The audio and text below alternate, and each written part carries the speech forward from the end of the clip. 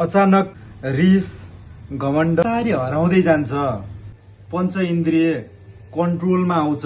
फ्यामिलीले या साथीभाइले जे भने पनि आफूलाई कन्ट्रोलमा राख्न सकिन्छ। रिस घमण्ड अचानक आउँथ्यो तर अहिले कन्ट्रोलमा छ। आफूले आफूमा जुन परिवर्तन आउँछ त्यो परिवर्तन आफूलाई थाहा हुन्छ।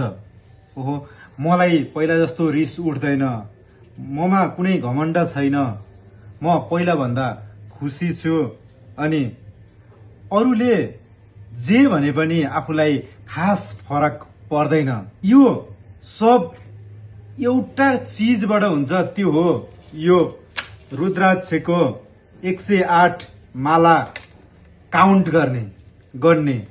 यो 1 2 3 4 यसमा कसैले राम नाम जप्छ, कसैले ओम नमः शिवाय जप्छ।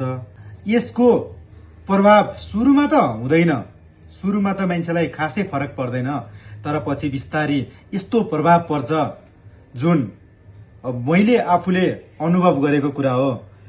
जब हामी कुनै पनि चीजमा कन्सन्ट्रेसन गर्न खोज्छौं तब एक अनेक कुराहरू, विगतका या भोलिका कुराहरू या अनेक कुराहरूले चाहिँ आक्रमण गर्न थाल्छन्।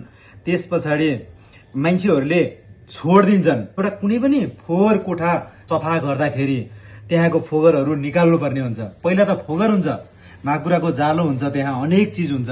त्यस्तै मान्छेको मन यदि मन्दिर बनाउनु छ भने पहिला त्यो मन सफा गर्नुपर्छ। त्यो मन सफा गर्ने एक अनेक चिजहरू छ, त्यो भित्र पर्छ यो रुद्राक्षको माला। यसबाट हामीले बिस्तारी आफ्नो मनको फोहोरहरू सफा गर्न सक्छौं, आफ्नो मनलाई एक मन्दिर बनाउन सक्छौं।